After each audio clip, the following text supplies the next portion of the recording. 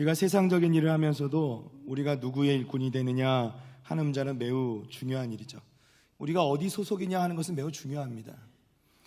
최근에 2021년도 이 청년들을 대상으로 조사한 자료를 잠깐 보니까요, 본인들이 원하는 직종, 원하는 직장을 조사한 것에 따르면 그 직장들 이름을 제가 말씀드리진 않겠지만 그 직장을 고르는 이유, 그 직장을 선호하는 이유 중에 가장 큰 이유 중에 하나가 그 직장이 가지는 인지도, 선호도, 또 그 직장이 가지는, 그러니까 그야말로 이 사회에서 얼마만큼 인정을 받는가, 그러니까 그 회사의 이미지도 중요하다는 것이죠.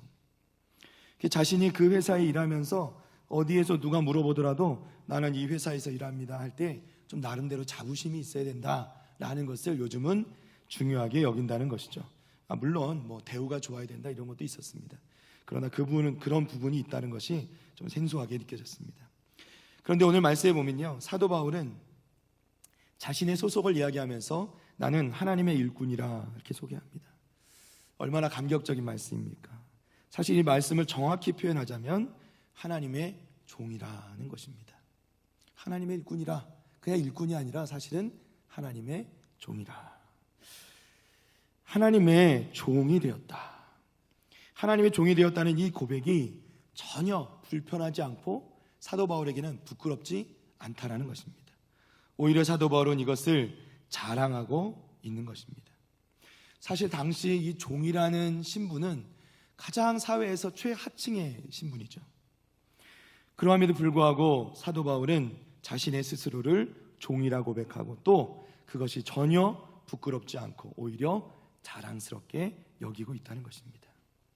로마서 1장 1절 말씀 보겠습니다. 예수 그리스도의 종 바울은, 이렇게 말씀하죠. 예수 그리스도의 종 바울은. 사도 바울은 당당히 자신을 예수 그리스도의 종이라 말합니다.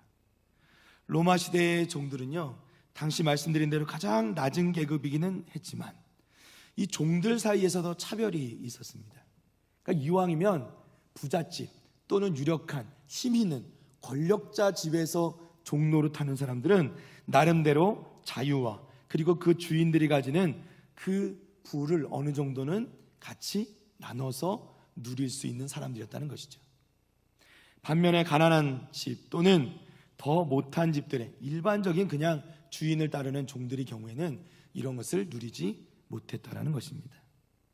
그래서 당시에도 이왕이면 더 힘 있는 집에, 더 부잣집에 가서 종노릇하는 게 더 낫다는 생각을 하지 않을 수가 없었다는 것이죠. 로마서 6장 22절 말씀입니다. 그러나 이제는 너희가 죄로부터 해방되고 하나님께 종이 되어 거룩함에 이르는 열매를 맺었으니 그 마지막은 영생이라. 아멘. 자, 이 말씀을 자세히 보시면요, 이제는 너희가 죄로부터 해방이 되었다 말씀합니다. 해방이 된 거예요. 자유를 얻은 겁니다. 그런데 뒤따라오는 말은 뭐냐면 하나님께 종이 되었답니다. 이 말이 앞뒤가 좀 안 맞는 것 같지 않습니까? 사도 바울은 단지 자기 자신뿐만 아니라 성도들에게도 동일한 의미로 말씀하고 있습니다. 이제는 우리가 죄로부터 해방되었는데 하나님께 종이 되었다. 자, 이 말씀은 끊임없이 사도 바울이 우리에게 말씀해주는 그 서신서 가운데 우리에게 설명해주는 말씀이기도 한데요, 우리는 살면서 누군가의 종이 된다는 것입니다. 우리는 원래 태어날 때부터, 우리는 원래 태생적으로 우리 가운데 죄성을 가지고 태어나면서 우리는 원래 죄의 종으로 살아왔다는 것이죠. 우리는 스스로 마치 자유한 삶을 사는 것 같았지만 사실은 우리는 죄의 종으로 살아왔다는 것입니다. 그리고 그 죄의 종으로 사는 것의 결말은 죄의 삭은 무엇이라고요? 사망이라. 죽을 수밖에 없었던 것이죠. 그런데 사도 바울이 말씀하고 있는 것처럼 우리는 그 죄로부터 해방되어지고 이제는 하나님께 종이 되었다는 것입니다. 그런데 하나님의 종이 된 자는 누릴 수 있는 것이 무엇이냐면 로마서 6장 22절 말씀이 뭐라고 말하냐면 그 마지막은 영생이라 말씀합니다. 영생이 뭐죠? 영원한 생명이라는 것입니다. 할렐루야. 우리는 더 이상 마귀의 종이 아니고 멸망의 종도 아니고 오직 만왕의 왕이신 하나님이 종이 되었다. 이 사실이 우리에게는 엄청난 감사의 제목이 되신 것이고 또한 우리에게는 큰 축복이라는 것을 여러분 믿으시기를 바랍니다. 사랑하는 북일의 성도 여러분, 여러분은 누구의 일꾼이 되기를 원하십니까? 누구를 위해서 일하기를 원하십니까? 강도의 손에 아무리 좋은 칼이라도 강도의 손에 들리면 그것은 남을 살인하고 약탈하며 남의 눈에 눈물을 흘리게 하는 도구로 사용되지만, 의사의 손에 들려진 그 좋은 칼은 생명을 살리는, 그 환자의 생명을 살리는 귀한 도구로 사용되기도 한다는 것입니다. 이제 우리는 바울 사도가 말하는 이 하나님의 일꾼이라는 이 의미를 우리가 바로 이해하고, 우리도 또한 그 하나님의 일꾼됨을 인식하게 될 때 어떠한 힘든 것 가운데서도, 고난 가운데서도 흔들리지 않는 확실한 믿음을 가지고 살아가는, 승리하는 충성스러운 일꾼이 다 될 줄로 믿습니다. 그런 일꾼 되시기를 바랍니다. 에베소서 3장 2절 말씀, 우리 본문으로 돌아와 봅니다. 우리 함께 한 목소리 읽어봅니다. 너희를 위하여 내게 주신 하나님의 그 은혜의 경륜을 너희가 들었을 터이라. 아멘. 사도 바울이 에베소에 복음을 전할 때, 그 사도 바울은 그들에게 복음을 전하면서 또 그들이 그 복음을 듣고 예수 그리스도를 믿게 되는 그 모든 역사에 대해서 이 에베소 말씀 가운데서 경륜이라는 단어를 씁니다. 경륜은 계획이나 또는 그것을 운영하고자 하는 관리, 또 이런 여러 가지 의미를 가지고 있는데요, 그 중에서도 이 하나님의 은혜의 경륜이라 할 때는 우리가 알 수 없는 하나님의 그 큰 계획하심을 의미하는 단어입니다. 하나님께서는 사도 바울을 향하여서 뿐만 아니라 이 이방인들, 에베소 교인들 뿐만 아니라 이방 전 지역에 있는 그 사람들을 향한 하나님의 놀라운 계획, 그 은혜의 경륜을 가지고 계셨다는 것입니다. 사도 바울은 사실 에베소 교회 교인들이 잘 알고 있었듯이 큰 고난을 많이 당한 사람이었습니다. 사도 바울의 인생은 그야말로 고난의 연속이었습니다. 그러나 사도 바울은 그 고난을 아파하고 괴로워하고 힘들어하는 것이 아니라 오히려 그 고난을 즐기고 또 그 고난을 감사히 여기며 그 고난을 자랑했다는 거예요. 어떻게 이럴 수 있을까? 사실 에베소 교회를 떠날 때에 에베소에 있던 장로들, 그 사람들은요, 이 죽을지도 모르는 예루살렘 행을 선택하고 예루살렘으로 가고자 하는 이 사도 바울을 붙들고 다 크게 울고 바울의 목을 끌어안고 입을 맞추며 그를 가지 않기를 바라기도 했었습니다. 그런데 사도 바울은 뻔히 그 고난당할 것을 알면서도 그 에베소 교인들의 손을 뿌리치고 하나님께서 주신 사명을 감당하고자, 자신에게 주신 그 사명을 감당하고자 예루살렘을 향하여 나아갔고, 지금 현재는 로마 감옥에 갇혀 있는 것입니다. 그러면서 사도 바울은 오늘 말씀 가운데서 말씀하고 있습니다. 우리 3절 말씀을 잠깐 보겠습니다. 곧 계시로 내게 비밀을 알게 하신 것은 내가 먼저 간단히 기록함과 같으니. 아멘. 여기서 간단히 기록했다라는 것은 우리가 읽은 앞장에 있는 1장과 2장 말씀에서 계속해서 사도 바울이 말씀하고 있는 그 예수 그리스도의 비밀, 그리고 그 하나님의 교회를 향하신 하나님의 그 놀라운 숨겨진 비밀에 대해서 설명하는 것을 의미하는 것입니다. 그 간단히 기록한 이 말씀들을 내가 기록한 것과 같으니, 내가 이 비밀을 내게도 알게 하셨고 너희에게도 알게 하신 그 하나님을 다시 한번 너희에게 말하려고 한다라는 것이 사도 바울의 이야기입니다. 그러면서 사도 바울은, 사실 에베소 교인들은 사도 바울이 어떻게 예수 그리스도를 믿게 됐고 또 어떻게 하나님을 믿게 되는지 웬만한 내용들을 다 들어서 알고 있습니다. 그럼에도 불구하고 사도 바울은 끊임없이 자신이 그리스도를 만난, 예수님을 만나서 변화된 이야기를 하고 있는 것입니다. 사실 우리가 바울의 이 회심의 이야기를 알고 있듯이, 사실은 사도 바울의 그 회심의 이야기는 사도 바울에게 자랑스러운 이야기이기도 하지만 한편으로는 부끄러운 이야기이기도 합니다. 그의 예수 그리스도를 만나기 이전의 삶의 이야기가 있기 때문이죠. 사실 우리가 알다시피 사도 바울은 예루살렘에서 이 예수 믿는 사람들, 크리스찬들을 크게 핍박했던 사람이 바로 이 사도 바울이었습니다.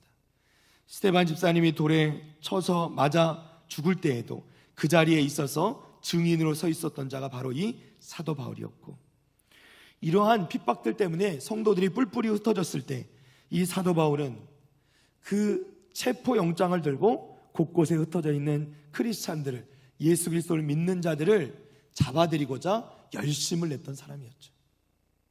그가 다메섹으로 역시 믿는 사람들을 체포하러 잡아들이려고 열심을 다해 가고 있던 중에 예수 그리스도께서 그를 빛 가운데 만나주시고 불러주시고 그를 사도로 세워주셨다는 것입니다.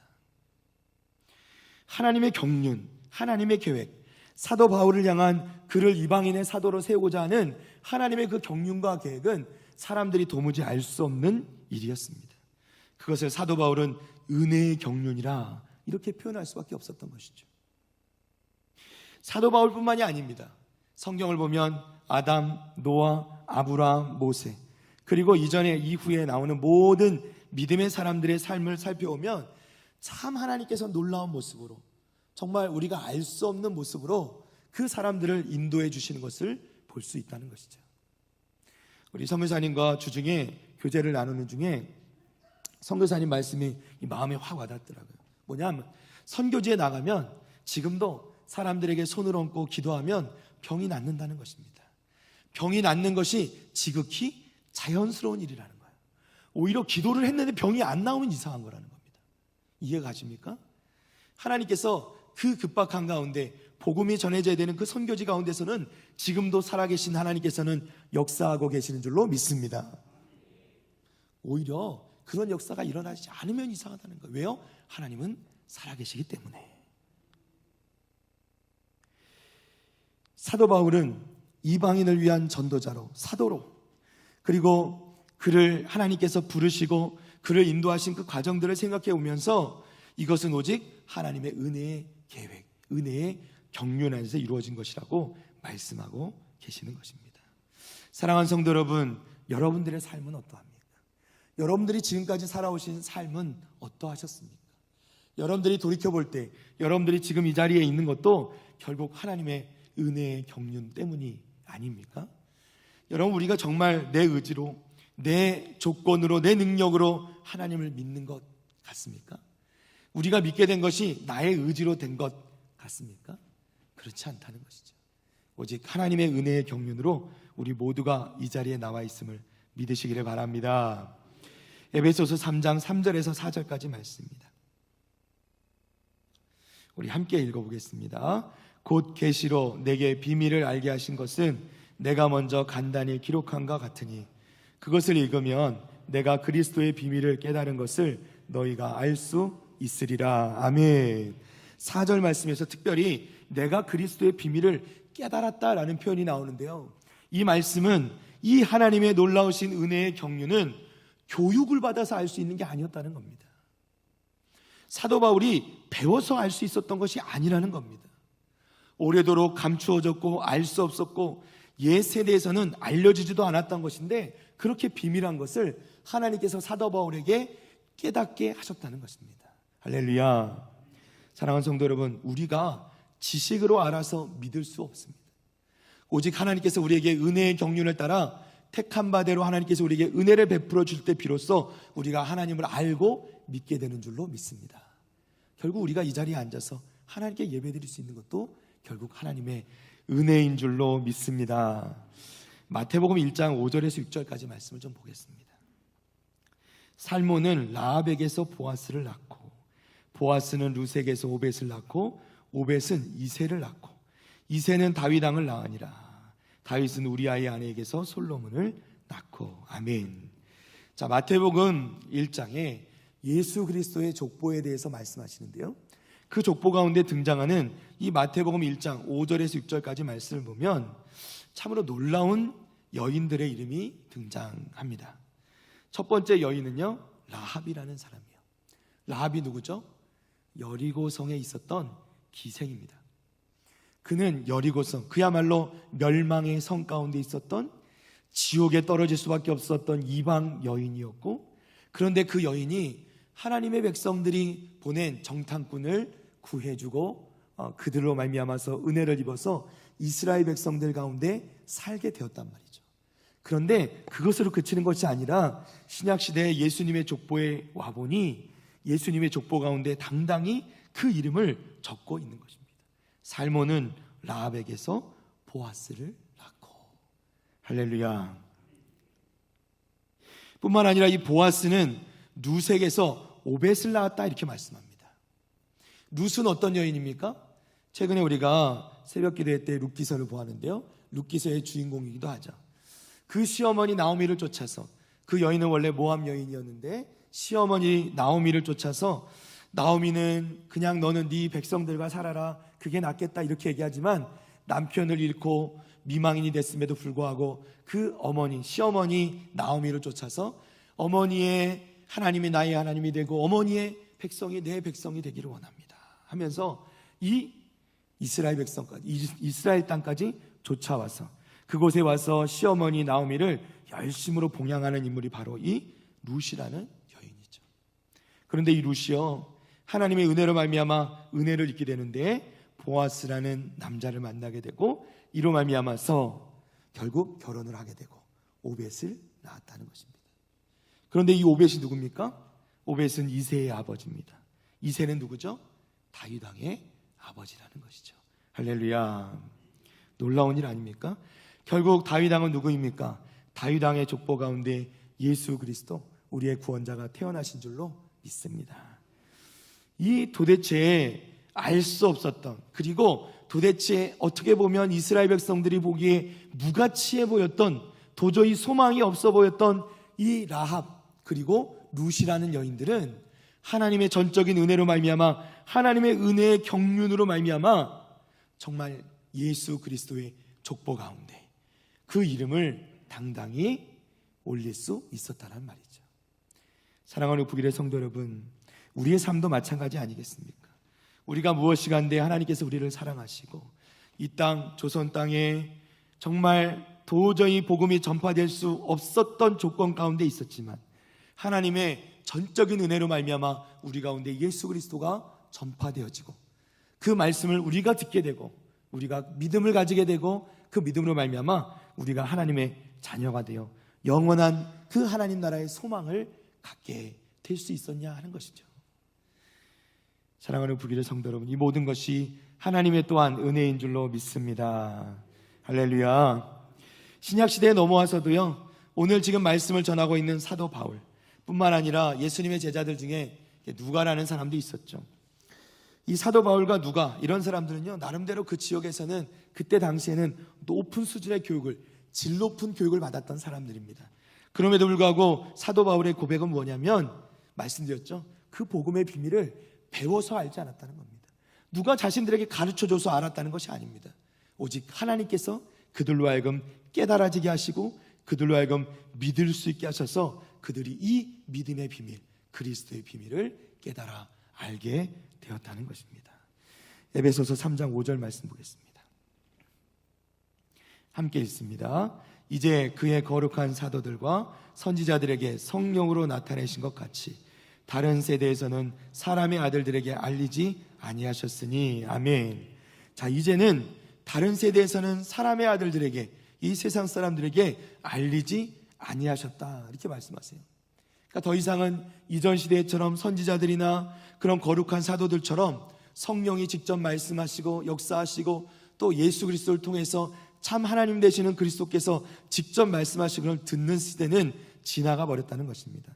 그러나 이제는 하나님께서 이미 알려주시고 베풀어 주신 그 은혜의 경륜, 그리고 그 복음의 비밀, 사도들로 말미암아 말씀 가운데서 우리 가운데 전해져 오는 그 성경 말씀에 등장하는 그 복음의 비밀로 말미암아, 그 그리스도의 비밀로 말미암아 우리가 알게 되고 믿음을 가지게 되는 것이다 라고 말씀하는 것이죠. 이제 더 이상은 이전에 그 선지자들이 듣던 하나님의 음성을 듣거나 이러지 않아도 우리가 하나님의 은혜로 말미암아 믿음을 가질 수 있고 하나님의 자녀가 될 수 있다라고 말씀하는 것입니다. 사도 바울은 말합니다. 이것을 읽으면 그리스도의 비밀을 내가 깨닫게 된 것을 너희가 알게 된다 이렇게 말씀합니다. 그렇죠? 너희도 이 말씀을 읽으면 결국 그리스도의 비밀을 알게 될 것이다 말씀하는 것이죠. 사랑하는 우리 북일의 성도 여러분, 말씀을 읽기를 원합니다. 말씀을 붙잡기를 원합니다. 말씀 가운데 생명의 길이 있고 말씀 가운데 우리 하나님의 뜻이 담겨 있으며 말씀 가운데 그리스도의 비밀과 하나님의 계획하신 그 은혜의 경륜이 담겨 있는 것을 여러분 믿으시기를 바랍니다.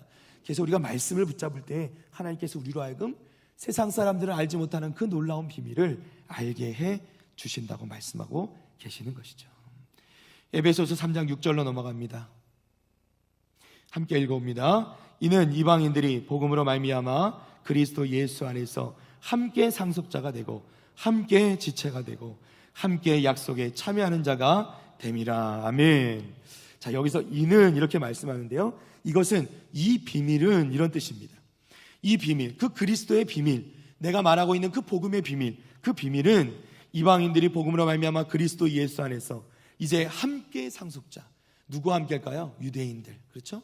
유대인들 중에 믿는 유대인들과 함께 상속자가 되고 함께 지체가 되고 함께 약속에 참여하는 자가 되는 것이다. 이것이 바로 복음의 비밀이라고 우리에게 말씀해주고 계시는 것입니다.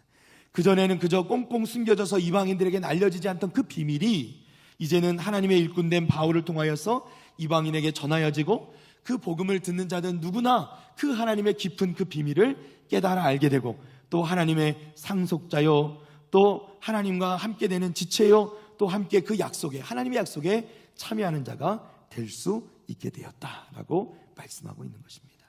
로마서 8장 17절 말씀 보겠습니다. 자녀이면 또한 상속자 곧 하나님의 누구라고요? 상속자요, 그리스도와 함께한 상속자니. 그야말로 상속자는 누구입니까? 하나님의 유업을 이어받을 자, 하나님의 자녀인 줄로 믿습니다. 갈라디아서 3장 29절 말씀 봅니다. 너희가 그리스도의 것이면 곧 아브라함의 자손이요 약속대로 유업을 이을 자니라. 아멘. 마찬가지 말씀이죠. 너희가 그리스도의 것이면, 너희가 그리스도께 붙잡힌 바 되면 곧 너희는 아브라함의 자손이요. 누구예요? 아브라함의 자손, 하나님의 자녀이죠.